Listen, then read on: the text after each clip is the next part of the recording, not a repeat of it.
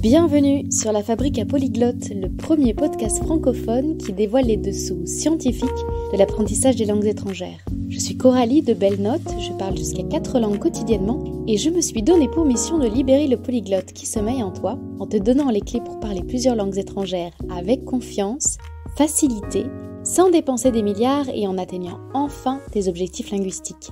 Si le sujet te parle, n'hésite pas à t'abonner au podcast pour faire un pas de plus vers une vie multilingue.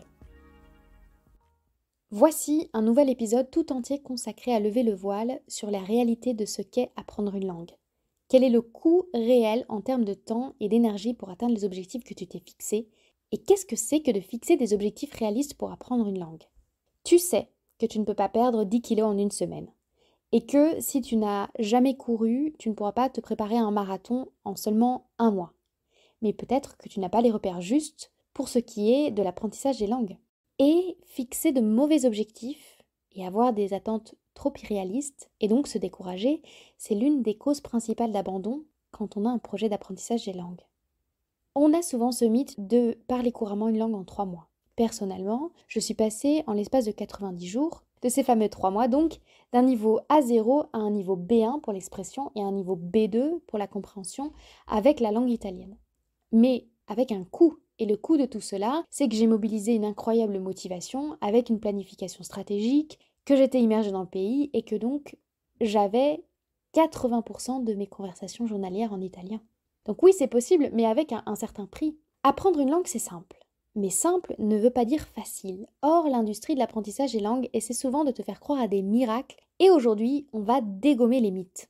Et parce que je veux que tu réussisses tes projets linguistiques, j'ai fait venir aujourd'hui à l'antenne, au micro plutôt, un invité de choix pour t'aider justement à reconnaître ou à connaître ces repères justes et à savoir jauger correctement de l'investissement nécessaire à l'apprentissage des langues que tu souhaites. On accueille donc aujourd'hui Lucas, cofondateur de Mosalingua, qui est peut-être une application que tu as aussi sur ton téléphone. Mosalingua, c'est d'ailleurs plus qu'une application, c'est une méthode qui, à l'inverse des vendeurs de rêves, repose sur la science cognitive.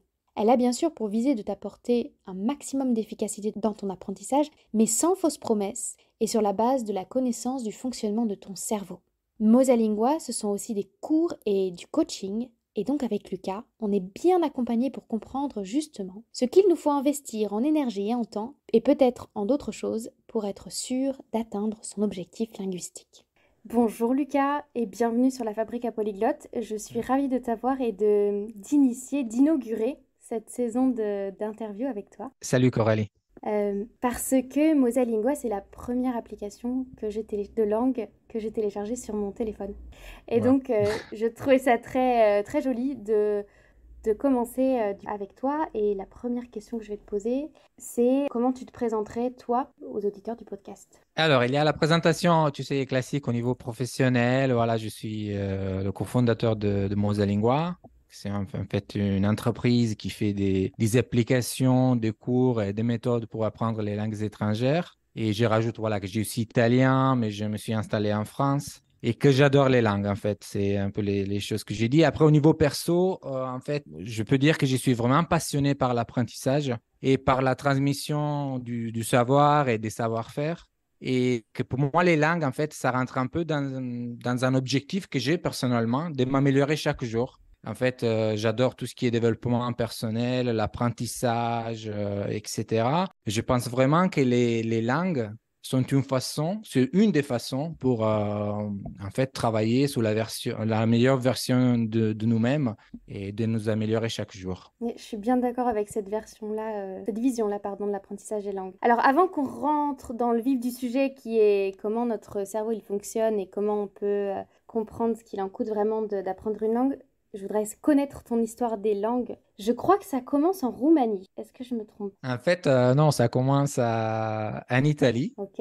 C'est le mois d'avril, je me souviens plus de l'année, pardon. Et en fait, je suis à la fac et je découvre pour que j'ai gagné une bourse Erasmus pour la France, pour Bordeaux. Moi, je connaissais merci, bonjour, les choses classiques qu'on connaît, voilà, vu de l'Italie. Et en fait, quand j'apprends tout ça, j'ai un problème, en fait. Je ne parle pas français, j'ai jamais étudié la langue française, même si j'avais l'envie, hein, c'était une langue qui m'a toujours fasciné. Et j'ai 5 mois pour l'apprendre parce qu'après, en septembre, j'aurais dû étudier en français, échanger en français, me débrouiller, quoi. Donc, et là, en fait, je me pose des questions. Comment je vais faire en sachant qu'après 12 ans d'anglais à l'école, je ne suis pas du tout satisfait des résultats. C'est-à-dire que je suis assez bon en grammaire.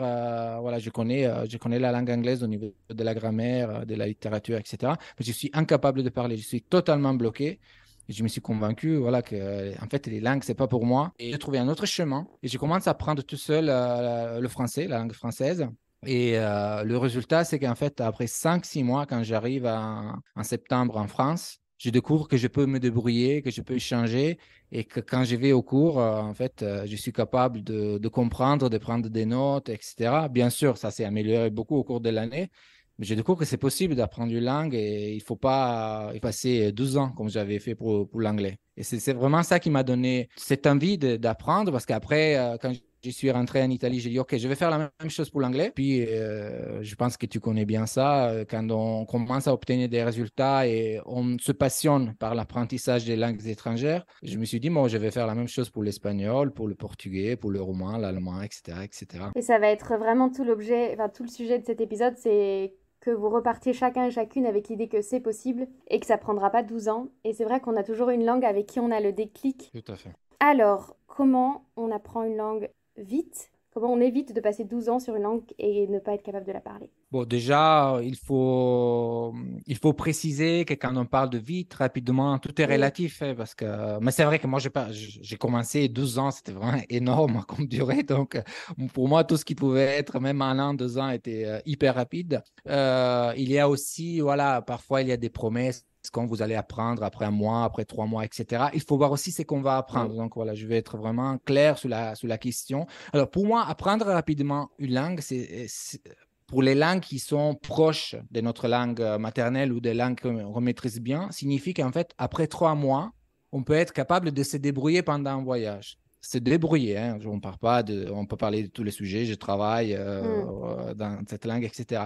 Se débrouiller, c'est-à-dire que si on va au restaurant, on est capable, voilà, d'interagir avec le serveur. Si on peut parler de sujets assez basiques ou qu'on connaît bien ou qu'on aura préparé au préalable. Donc voilà, on est capable en fait d'avoir un niveau, nous on l'appelle le niveau A1, A2, voilà. Après, ça dépend de beaucoup de facteurs, on peut y arriver même plus rapidement. Et après, pour des niveaux qui sont supérieurs, pour moi, ça veut dire qu'en fait, après 2 ans, on a un niveau intermédiaire confirmé ou avancé. Je parle toujours des langues qui sont proches, hein, parce qu'après, pour le chinois, le japonais, l'arabe, ça peut être plus long. Peut-être après 1 an, si on veut partir sur un horizon un peu plus court, après 1 an, on a un niveau voilà, intermédiaire B1, B2, voilà, entre B1 et B2, etc. Sans y avoir passé beaucoup de temps, hein, parce qu'après, il y a aussi la notion d'intensité. Parce que bien sûr, voilà, moi je parle de... En fait, moi j'ai en tête des personnes qui sont occupées, ont un travail, vont faire autre chose. Donc pour moi, l'idée, c'est de dire quels sont les résultats que je peux atteindre rapidement en y travaillant une vingtaine de minutes par jour pendant la semaine, voilà, quand je travaille, quand j'étudie, quand j'ai mes activités. Et pendant le week-end, un peu plus, parce qu'on a un peu plus de temps. Donc, peut-être je passe 1 heure par jour le week-end, etc. Moi, c'est un bon investissement en termes de temps. Donc, voilà, on ne peut pas faire des miracles. Il faut quand même du temps pour y arriver. Il y a des efforts à faire. Mais je veux dire, entre se dire, après 3 mois, j'ai déjà mes premiers résultats, ça va m'enthousiasmer, ça va me motiver. Donc, je vais continuer. Après 1 an, je suis déjà capable de faire beaucoup de choses dans la langue que je suis en train d'apprendre. Et après 2 ans, peut-être, je la connais même à un niveau qui me permet de travailler dans cette langue étrangère, comme ça m'est arrivé. Et après 2 ans en français, j'étais capable de travailler en français, d'interagir au niveau professionnel à haut niveau. Et les 12 ans que j'avais passés, parce que voilà, on connaît tous les limites du système scolaire, je pense qu'il y a une grosse différence. Donc pour moi, c'est ça à apprendre rapidement. Oui, oui, tu parlais de vingtaine de minutes, c'est quelque chose qu'on calcule surtout en nombre d'heures, parce qu'évidemment, tout le monde n'a pas la même capacité, en fonction de son emploi du temps, de donner donner, je ne sais pas, entre 20 minutes, 15 minutes, 1 heure ou 2 heures par jour. Une autre demande que j'aimerais faire pour préciser la chose, c'est comment toi tu as intégré le fonctionnement du cerveau dans l'apprentissage des langues. Comment on peut apprendre de manière intelligente, c'est-à-dire en se basant sur la manière dont le cerveau enregistre les informations. Oui, donc je pense que pour l'apprentissage des langues, surtout si on veut obtenir des résultats rapidement, la notion clé, c'est la notion d'efficacité. Et pour être efficace, il faut connaître un peu comment notre cerveau fonctionne. C'est un sujet qui me passionne énormément. Et en fait, une des notions qui est hyper importante et qui est un peu aussi le noyau dur de Moselingua, au moins de l'application, quand on avait lancé l'application, c'est le concept en fait de répétition espacée. En fait, la théorie à la base veut que quand on mémorise une information, disons qu'on va mémoriser des mots et des phrases, on sait qu'en fait, il y a une courbe de l'oubli. Et donc, c'est à nous de mettre des piqûres de rappel et de réviser quand c'est nécessaire. Et en fait, le noyau dur du module dédié au vocabulaire, qui fait partie en fait, de l'application Mosalingua, telle que beaucoup de personnes la connaissent, c'est d'apprendre des mots et des phrases utiles basées sur des listes de fréquences et les réviser au moment optimal, c'est-à-dire quand on est en train de les oublier. Toujours pour cette notion d'efficacité, c'est-à-dire je ne vais pas réviser comme moi je faisais pour le français parce qu'après j'ai découvert des applications voilà, qui font la même chose avec des flashcards, etc. Voilà, à l'époque, il n'y avait pas énormément de choses, mais moi j'allais faire mes révisions manuellement, c'est-à-dire que je disais, OK, là, en fait, j'ai appris, je ne sais pas, 300, 400 mots. Peut-être je vais réviser avant d'en apprendre d'autres. Mais c'était vraiment manuel le process. Et donc, forcément, ce n'était pas optimisé. Aujourd'hui, on a la chance d'avoir la technologie, les algorithmes, les smartphones à notre disposition. Et on peut utiliser en fait la puissance de calcul de ces outils-là pour gagner du temps. Il y a des personnes qui disent, ah, j'ai une mauvaise mémoire, je n'arrive rien à retenir. Mais parfois, c'est juste qu'ils n'ont pas révisé au bon moment ou qu'ils n'ont pas révisé du tout. Et après, on s'étonne si après, je ne sais pas, 30 jours, je cherche mes mots, je n'arrive pas à le dire. Non, c'est normal, en fait, c'est normal. On est des humains et si on ne révise pas, on va oublier. Donc ça, c'est la première notion liée au cerveau qui est hyper importante. Il y a d'autres notions plus poussées aussi. On en a intégré plein, mais il y a beaucoup de théories qui disent aussi que c'est très important de s'auto-évaluer. Parfois, il y a des personnes qui disent dans Mosalingua, on s'auto-évalue, mais pourquoi, etc. En fait, c'est un choix. Parce que quand on s'auto-évalue, il y a des études qui démontrent que c'est plus efficace de s'auto-évaluer que d'être évalué par un tiers. Parce qu'en fait, il y a cet effort de métacognition, on l'appelle, où en fait, on essaie aussi de regarder ce qu'on a appris, ce qu'on est en train de faire, et on évalue cet aspect-là. Et puis d'autres choses qui sont très fascinantes, que je trouve très fascinantes liées au cerveau, ça concerne en fait le sommeil. Si tu veux, nous on donne beaucoup de conseils dans Mosalingua, etc. Mais au moment donné, on dit c'est bien d'apprendre des mots dans la première partie de la journée et de réviser le soir. Si c'est possible, si vous avez 20 minutes, ça serait bien de faire 10 minutes le matin. Quand on se réveille, on apprend, je ne sais pas, 10, 15 mots, phrases, ou on fait d'autres activités. Et le soir, on fait d'autres activités où on essaie de réviser ce qu'on a appris. Ça peut sembler en fait un conseil qui n'a pas de base scientifique, qui n'a pas, voilà, qu'on le donne juste comme ça, parce que c'est vrai aussi que dans Mosalingua, il y a aussi l'expérience de toutes les personnes qui ont appris des langues. Et donc, nous, on est une trentaine de personnes, et en fait, tous, ils ont appris au moins une langue étrangère. Et donc, forcément, il y a aussi un partage d'expérience qui est très important. Là, ça fait 12 ans que Mosalingo existe, donc on a eu énormément d'échanges avec nos apprenants. Mais au-delà de ce qu'on a appris sur le terrain, il y a aussi des bases scientifiques dans tout ce qu'on dit, ou au moins on essaie de donner des conseils qui sont aussi basés sur ça. Et en fait, pourquoi on dit ça? Parce qu'en fait, après une nuit de sommeil, quand on veut apprendre de nouvelles informations, c'est plus facile. Pourquoi? Parce que pendant la journée, en fait, on va apprendre beaucoup de choses. Il y a les informations factuelles qui vont entrer dans notre cerveau. Et en particulier, ça rentre dans une partie qui s'appelle l'hippocampe. C'est comme un réservoir à court terme où on accumule des informations. Mais en fait, il a, comme tout réservoir, il a une capacité limitée. Et en fait, pendant la nuit, ce réservoir va se vider parce qu'en fait, l'hippocampe va distribuer toutes ces informations aux autres parties du cerveau. Voilà, je n'entre pas dans les détails, mais on va former les connexions entre les neurones, etc. Et tout. Il va se vider. Donc, le matin, quand on se réveille, on a ce réservoir vide et on peut apprendre des informations factuelles plus rapidement. Une autre chose importante aussi, que c'est le soir, pendant la nuit, on va avoir toute une consolidation de ce qu'on a appris. Donc, c'est pendant la nuit que ça se passe. Et donc, réviser avant de s'endormir va réactiver tout ce qu'on a appris. Et pendant la nuit, en fait, tout ça va se réactiver. C'est pour ça que nous, on dit le matin, apprenez des mots et des phrases, voilà, c'est des nouveaux mots et phrases, et le soir, révisez. Parce qu'en fait, ça exploite un peu le fonctionnement du cerveau et comme ça optimise. Et il y a cette notion d'efficacité dont je te parlais tout à l'heure. Est-ce que ça, c'est le conseil le plus étonnant que vous donnez dans Mosalingua ou il y a, je sais pas, d'autres phénomènes du cerveau étrange sur lesquels vous capitalisez? Par rapport à tout ce qui est apprentissage, ça va être le truc un peu plus étonnant parce qu'on n'a pas l'impression que pendant la nuit, en fait, on puisse vraiment apprendre. On a la tendance à considérer la nuit, le sommeil, comme un moment un peu statique ou passif. Alors attention, il y a, je sais, beaucoup de vidéos apprendre en dormant. Je sais pas comment on peut les utiliser, mais ça n'est pas, on peut pas non plus se baser là-dessus en mettant une vidéo apprendre en dormant 8 heures de phrases en espagnol et penser que le matin on se réveillera en parlant espagnol.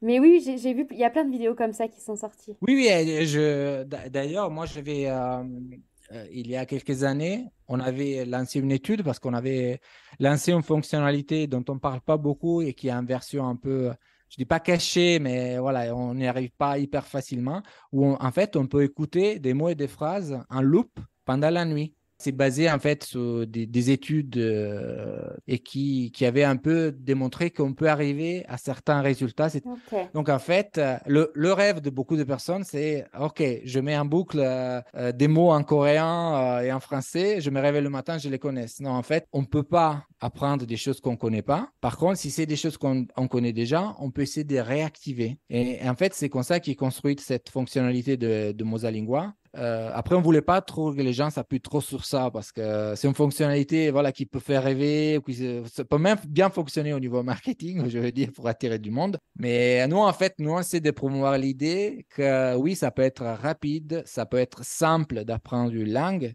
mais c'est pas forcément facile et il faut faire des efforts. Et dans la mémorisation, il y a aussi beaucoup l'émotion qui joue dedans et tout l'aspect psychologique que vous avez pris en compte.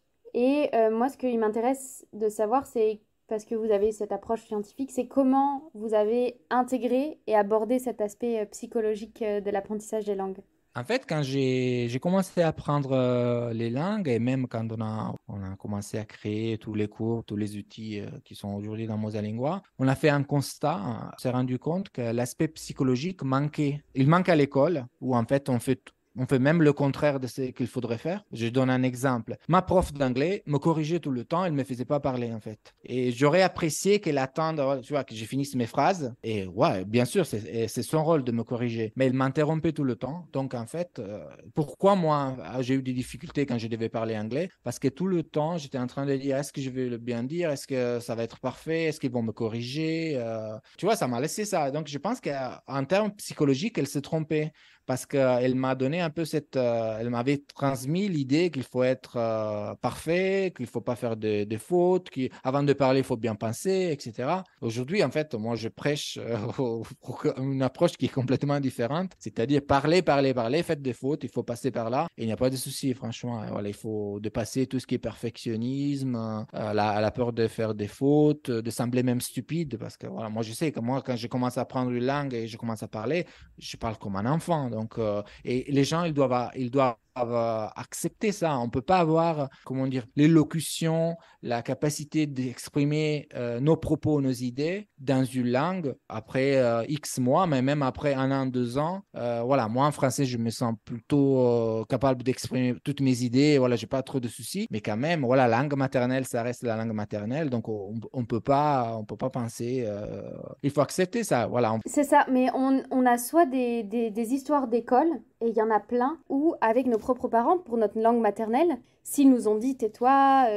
Donc je sais qu'en accompagnement individuel, moi j'ai eu beaucoup de trauma linguistique. Le mot est peut-être trop fort, trauma. Mhm. Mais on a tous une histoire avec la langue, que ce soit l'anglais à l'école ou la langue maternelle, qui fait que quand on repasse par là, il y a un petit moment douloureux. Il y a un petit moment de crispation. Et moi, je suis très intriguée par le fait que vous ayez pris ça en compte, en fait, dans votre méthode. Est-ce que c'est uniquement dans le fait de ne pas corriger Est-ce que c'est dans d'autres...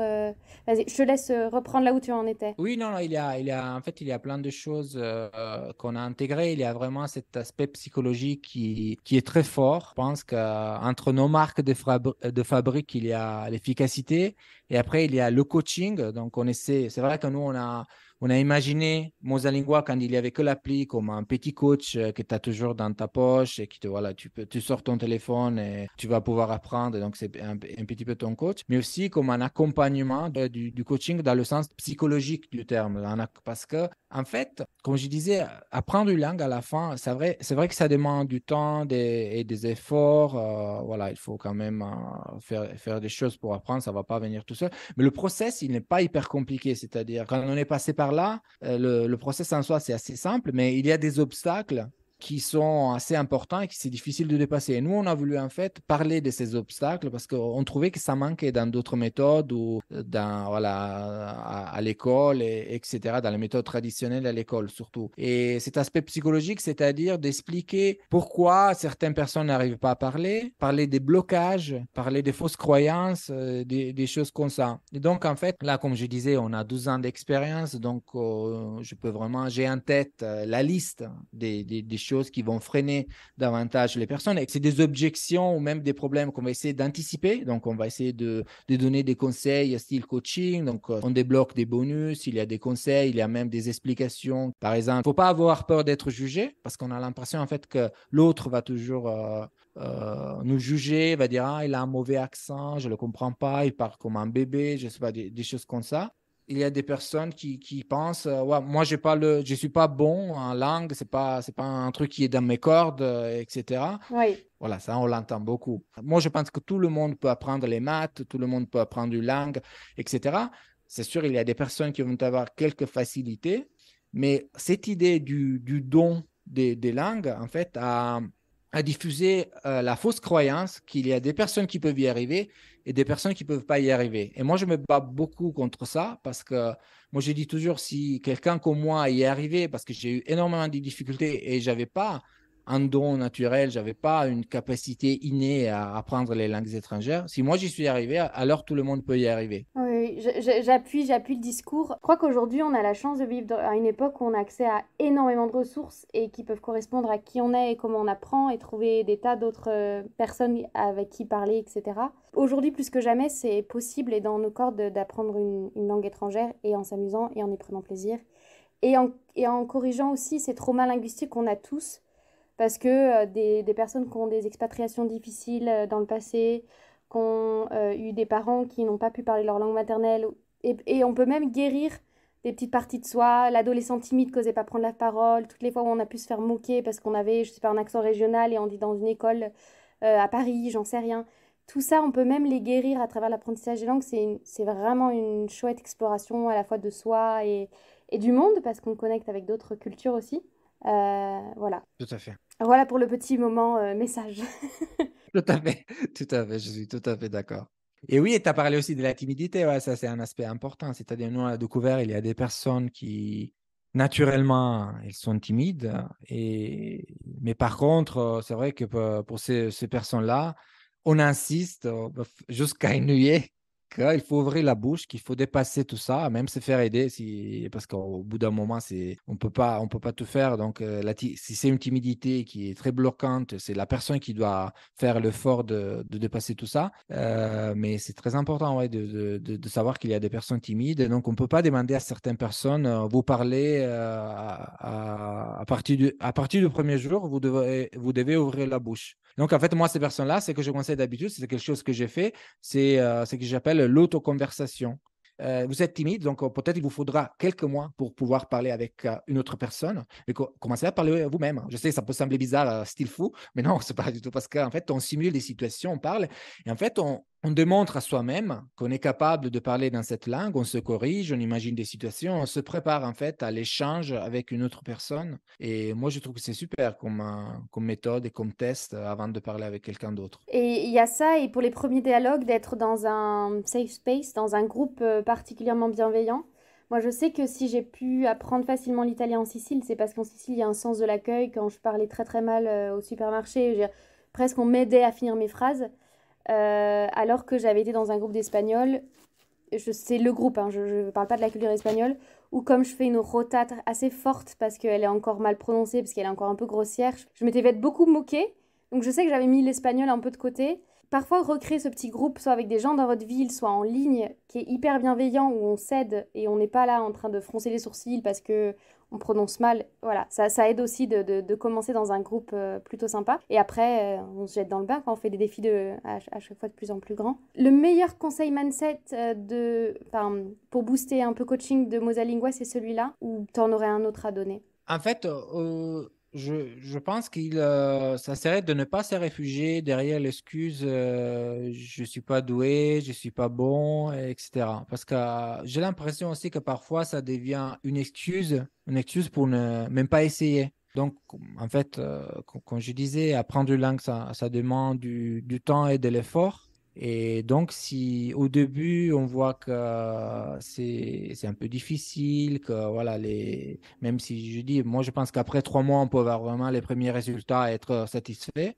Mais voilà, il ne faut pas imaginer qu'après 3 jours, on va avoir les résultats. Ou peut-être on va dire, ah, après 3 semaines, je comprends rien quand j'écoute un film sur Netflix, mais c'est normal, mon gars. Voilà, c'est pas comment, comment tu vois, en fait, là, à l'inverse, ça serait étonnant et peut-être, je sais pas, t'es passé dans Matrix et on t'a mis le disque avec tout l'apprentissage du japonais ou de l'espagnol, je sais pas, mais c'est comme ça, voilà, on peut pas en faire des miracles. Donc, oui, parce qu'encore une fois, je pense que vraiment, ça n'existe pas, le don des langues et que tout le monde peut y arriver et il ne faut pas se réfugier derrière cette excuse. Donc, il faut juste dire, est-ce que je suis prêt ou pas à le faire, à y passer du temps, même s'il ne faut pas y passer des heures par jour, je veux dire, mais est-ce qu'on veut s'engager dans la durée, etc. Moi, par exemple, je donne un exemple personnel. Aujourd'hui, j'ai pris une petite pause, c'est-à-dire que j'apprenais une langue tous les 2 ans et demi, etc. Après, voilà, les enfants sont arrivés, aussi d'autres projets que j'ai en tête, etc. Et je me suis rendu compte que j'avais d'un côté les langues que je dois maintenir, et je dois faire des efforts pour les maintenir. Il y a un petit son. Il y a mon vendeur de fruits et légumes qui passe en voiture. Ah, ok, ok, ok, très bien. Non, je pensais que c'était quelque Non, chose non, qui ok, venait d'un un microphone dans la rue. un problème technique. Ok, ok, très bien. Oui, puis La- ça me rappelle des souvenirs d'enfance, donc c'est très bien. C'est très bien parce qu'à Naples, on avait la même chose. J'ai perdu le fil, mais bon, oui, je pense que le message principal, c'est de, voilà, si on nous met du temps, des efforts, on va y arriver. Donc, Donc, on ne se cache pas derrière les excuses. Donc, vous allez prendre la langue que vous apprenez. L'anglais, vous écrivez no excuse. Vous traduisez pas d'excuses et vous l'affichez sur votre bureau. Comme ça, la première chose que vous lisez avant de vous mettre à apprendre une langue ou alors dans votre langue d'apprentissage, c'est pas d'excuses. Ici, parmi les auditeurs de la Fabrique à polyglottes, mais parmi beaucoup de polyglottes, on a des autodidactes. Alors, ce que j'entends par autodidacte, c'est une personne qui prend la responsabilité de son apprentissage et qui dit je vais la gérer. C'est pas du tout quelqu'un qui va pas utiliser ni des applis, ni des coachs, ni des cours. Un autodidacte, contre quel biais de cerveau ou de perception il doit lutter pour se donner toutes les chances de réussite. Donc, on en a cité un qui était ne pas s'imaginer avoir de grands résultats au bout de 3 semaines. Quels sont les autres biais qu'on pourrait avoir? d'autres billets, en fait, c'est par exemple dire j'ai pas le temps. Non, on parlait d'excuses. En fait, moi, j'entends beaucoup ah, mais j'ai pas le temps pour apprendre des langues étrangères. Et c'est ça que j'étais en train d'expliquer, oui, tout à l'heure que je me suis interrompu. En fait, aujourd'hui, j'ai pris une pause. Voilà, je préfère plutôt maintenir les langues que j'ai parce que je me suis rendu compte qu'aujourd'hui, pour moi, apprendre d'autres langues, ce n'est pas une priorité. Ça va le redevenir parce que je pense que c'est important pour moi. Mais là, comme je dois passer aussi sur des langues qui sont un peu plus difficiles, comme le japonais, par exemple, le russe, l'arabe, etc., je sais que c'est un projet un peu plus long et qui va demander des efforts. Je sais qu'aujourd'hui, je ne suis pas prêt à le faire. Donc, je sais qu'en fait, je ne peux pas dire que je n'ai pas le temps. C'est plutôt que ce n'est pas une de mes priorités en ce moment-là. Et derrière ce je n'ai pas le temps, en fait, on est en train de dire que ce n'est pas important pour moi. Et en fait, ça, c'est une autre chose qui quelqu'un qui est autodidacte et qui, à un moment donné, va dire ah non, mais je vais interrompre parce que je n'ai pas le temps. En fait, il est en train de dire que ce n'est pas important pour lui parce que si c'est quelque chose qui est important pour nous, on va trouver le temps. Chacun d'entre nous peut trouver une vingtaine de minutes pour voilà, passer du temps sur des langues étrangères. S'il n'arrive pas à trouver ce temps-là, ça veut dire qu'en fait, ce n'est pas important pour lui. Et je crois que c'est pas grave à ce moment-là. Oui, tout à Je fait, sais que tout à pas... fait. Et c'est pas grave, ouais, tu fais bien le souligner, c'est pas grave, c'est pas grave. Mais il faut être clair avec soi-même. Oui, je sais que les réseaux sociaux peuvent faire croire qu'on peut, je sais pas moi, cuisiner tout frais, faire du sport tous les jours, passer du temps avec nos enfants, notre travail et apprendre 3 langues par jour. C'est pas le cas et on va tous avoir des priorités à un moment donné de notre vie, elles vont changer. Et être très conscient de ce qui est important pour nous et y donner de l'attention, c'est très bien. Et peut-être qu'on va passer 2 ans sans sport ou 3 ans sans apprendre des langues ou 3 ans en apprenant moins de langues ou pas de langues nouvelles. Et c'est pas du tout grave. Moi, j'ai dit, il faut choisir ses batailles. En fait, moi, C'est ça. quand j'ai eu des enfants, quand je suis devenu papa, je me suis rendu compte en fait que j'avais beaucoup moins de temps. Et c'est là en fait où j'ai ralenti un petit peu. D'ailleurs, moi j'essaie d'apprendre à mes enfants les langues étrangères. Donc voilà, au moins l'italien. Donc il y en a trois dans ma famille parce que ma femme est roumaine. Au moment donné, tu as mentionné le roumain. J'ai une histoire particulière avec cette langue parce que j'ai appris le roumain parce que ma femme est roumaine. Donc, on essaie de leur apprendre trois langues. Mais je me suis rendu compte aussi que voilà, je dois choisir mes batailles. Si je veux passer aussi du temps avec mes enfants, faire en sorte qu'ils soient trilingues, etc. et tout, on ne peut pas tout faire. Voilà, moi, bien entendu, j'invite les personnes, mais n'importe quelle méthode vous utilisez, moi, j'invite quand même à faire de la place dans votre vie pour l'apprentissage du langue parce que ça vaut le coup, parce qu'en termes d'ouverture, de richesse, de tout ce qu'on peut apprendre quand on fait l'effort d'apprendre la langue d'un autre pays, c'est vraiment hyper enrichissant et ça vaut vraiment le coup. S'ils nous écoutent sur la fabrique à polyglotte, normalement, c'est qu'il y a une Oui, petite étincelle. Il y a une j'imagine. petite étincelle qui est là. Une autre question sur la psychologie. Est-ce que la psychologie qu'il faut pour, je sais pas moi, apprendre le japonais, c'est la même qu'il faut pour apprendre l'italien? Est-ce que il y a des choses qui sont induites par la langue elle-même ou est-ce que chaque langue est une expérience unique ou est-ce qu'une fois qu'on a une méthode, on peut l'appliquer avec toutes les langues et finalement c'est la même chose?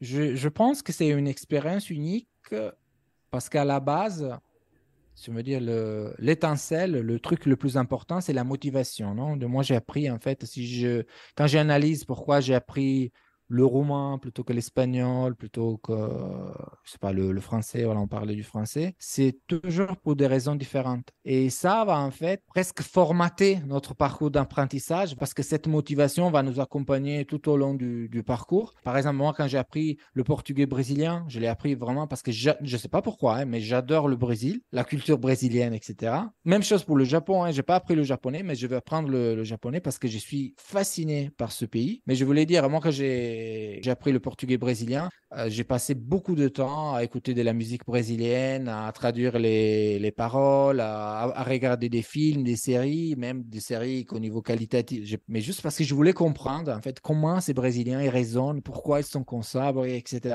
Donc, c'était vraiment une expérience qui était avant tout culturelle et puis linguistique. Alors que je ne l'ai pas fait pour d'autres langues, tu vois. J'aimerais faire un petit récapitulatif de tout ce qui a été dit pour répondre à la question qui a donné le titre de l'épisode. Qu'est-ce que ça coûte vraiment d'apprendre une langue étrangère? Si tu devais donner, voilà, en quelques mots, une synthèse de cet épisode. Avant tout, ça coûte du temps.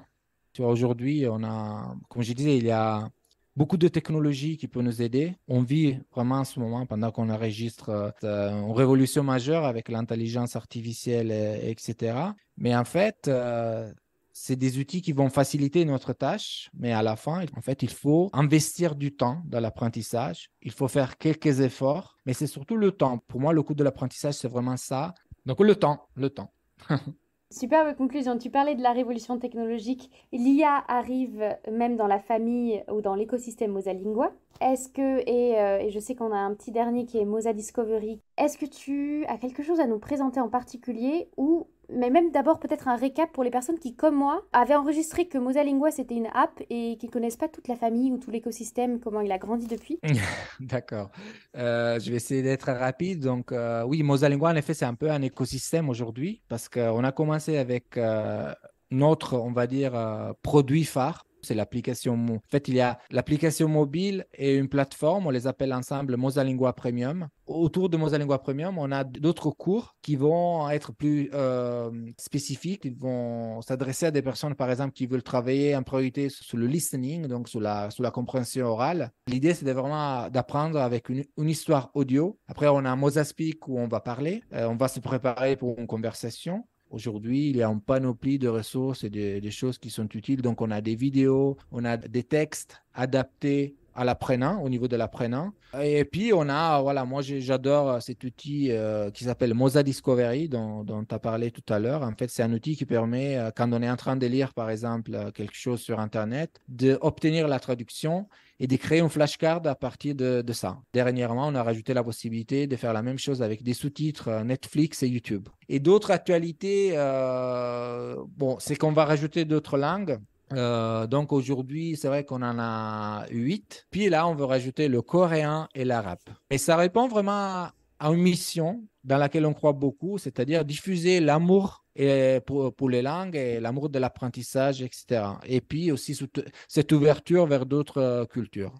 Et la dernière actualité, que c'est celle sur laquelle on travaille en ce moment, et ça concerne l'intelligence artificielle, c'est qu'on va lancer un module spécial qui va permettre d'échanger en temps réel avec un tuteur virtuel propulsé par l'intelligence artificielle. Mais ça va en fait permettre de faire tout un tas de choses parce qu'après, on ne va pas se contenter d'utiliser juste ça. On va mettre une autre couche, c'est-à-dire ce savoir-faire qu'on a pu acquérir pendant toutes ces années pour guider l'intelligence artificielle et de l'utiliser d'une façon intelligente. On a imaginé tout un tas de scénarios où en fait, il pourra simuler des situations de la vie réelle et s'exercer avec un bot intelligent. Je pense qu'il y a un réel intérêt, c'est pour ça qu'on est en train d'investir sur ça. Donc, j'espère vraiment dans les prochaines semaines de pouvoir avoir quelque chose à présenter. On y croit beaucoup. C'est toujours un outil parce que je pense que l'interaction réelle avec, comme on est en train de faire, toi et moi, ça va être jamais remplacé. Au moins, j'espère que ça va jamais être remplacé. Voilà, c'est magnifique, c'est quelque chose que jamais on pourra remplacer.